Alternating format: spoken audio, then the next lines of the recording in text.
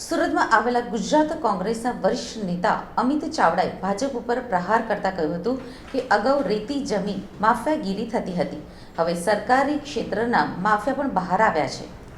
સુરત જિલ્લાના માંડવી તાલુકામાં આવેલી માંડવી સુગર સહકારી મંડળીની 100 વીઘા જમીન મશીનરી પ્લાન્ટ સહિત 250 કરોડની મિલકત 37 કરોડમાં પ્રાઇવેટ કંપનીને પધરાવવાનો દાવો કરાઈ રહ્યો છે. ત્યારે સુરતમાં આવેલા ગુજરાત કોંગ્રેસના વરિષ્ઠ નેતા અમિત ચાવડાએ ભાજપ ઉપર પ્રહાર કરતા કહ્યું કે અગાઉ રેતી જમીન માફિયાગીરી થતી હતી, જોકે હવે સહકારી ક્ષેત્રના માફિયા પણ બહાર આવ્યા છે. આ સમગ્ર કૌભાંડમાં સીબીઆઈની તપાસની માંગ કરી છે. આ સહિત સુરતમાંથી પસાર થતી તાપી નદીમાં પુરાણ કરાયું હોવાથી પૂરની સમસ્યા અને ડર રહે છે. ત્યારે ભાજપના ઈશારે ચાલતા આ ખેલને બંધ કરીને લોકોના જાનમાલને નુકસાનીથી બચાવી યોગ્ય પગલાં લેવાની માંગણી પણ તેમણે વધુમાં કરી હતી. મંડળીના કાયદા મુજબ કોઈ આર્થિક મુશ્કેલીની સ્થિતિ ઊભી થાય તો મંડળીને ફડચામાં લઈ જવી પડે.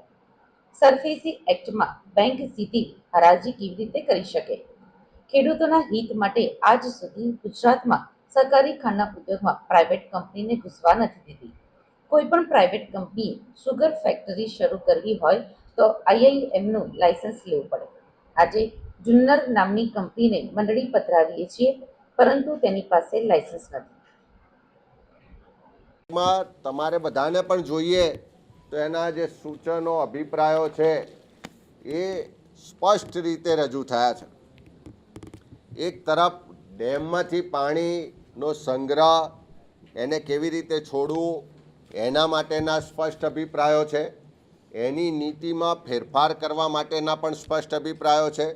અને સાથે સાથે જે તાપી કાંઠા સુરત શહેરની આસપાસના વિસ્તારો છે કે જ્યાંથી પાણી દરિયામાં જાય અને દરિયામાં જતું પાણી જે રીતે રોકાય છે એના કારણે જે સુરતમાં તબાહી થઈ એ ભવિષ્યમાં ના થાય એની ચિંતા પણ રિપોર્ટમાં કરવામાં આવી છે.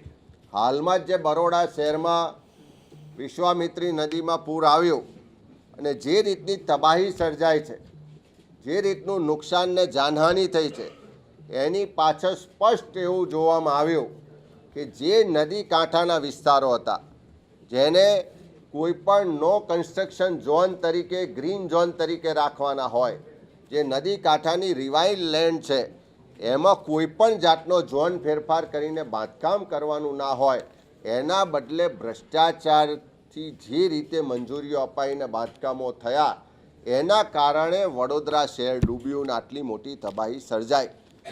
જસ્ટિસ સુગનાબેન ભટ્ટના કમિશન દ્વારા ફરી સુરતમાં તબાહી ના સર્જાય એની ચિંતા કરીને જે અભિપ્રાયો ને જે એમના અવલોકનો રિપોર્ટમાં છે એનો સરે ચોક ભંગ આજે સુરતમાં થઈ રહ્યો છે. આપણે બધા જ જાણીએ છીએ, મારે એક બે દાખલા આપવા છે કારણ કે આખો નદી કાંઠાનો વિસ્તાર તો ખૂબ મોટો છે, અનેક જગ્યાએ ખોટું થઈ રહ્યું છે. પણ એક બે દાખલા આપું છું કે જેનાથી આ સાબિત થાય કે સરકારમાં બેઠેલા લોકોના આશીર્વાદથી, એમની મિલીભગતથી, એમના મળતિયાઓ દ્વારા એમને લાભ કરાવવા માટે અધિકારીઓના ભ્રષ્ટાચારથી જે રીતે ખોટું થઈ રહ્યું છે, ગેરકાયદેસર મંજૂરીઓ અપાઈ રહી છે, ગેરકાયદેસર બાંધકામો થઈ રહ્યા છે અને એની સામે સરકાર ચૂપ છે. કારણ કે ક્યાંક કમિશન કમલમ સુધી પહોંચે છે, ક્યાંક કોકની ભાગીદારી છે, ક્યાંક કોકનો ભાગીદાર છે. એના કારણે ભવિષ્યમાં સુરત ફરી ડૂબે એવી સ્થિતિનું નિર્માણ થયું છે. અને એટલા જ માટે આજે તમારી વચ્ચે તાપી બચાવો સુરત બચાવોની લાગણી સાથે આ પ્રેસ કોન્ફરન્સ લઈને આવ્યા છે.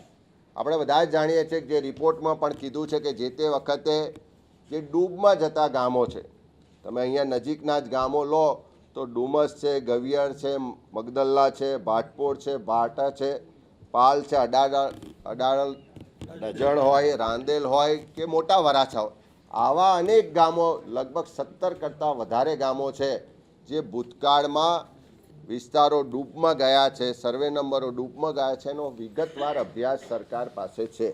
મારી પાસે એના સર્વે નંબરો ને બધી જ ગામવાઇઝ ડિટેલ પણ છે કે જેમાં મોટા પ્રમાણમાં પાણી આવવાને કારણે 8 ફૂટથી લઈને 20 ફૂટ સુધી પાણી ભરાયા હતા. એવા વિસ્તારોને ભવિષ્યમાં કોઈ પણ જાતનો નો કન્સ્ટ્રક્શન ઝોન તરીકે રાખવો જોઈએ એવું સ્પષ્ટ કહેવામાં આવ્યું છે.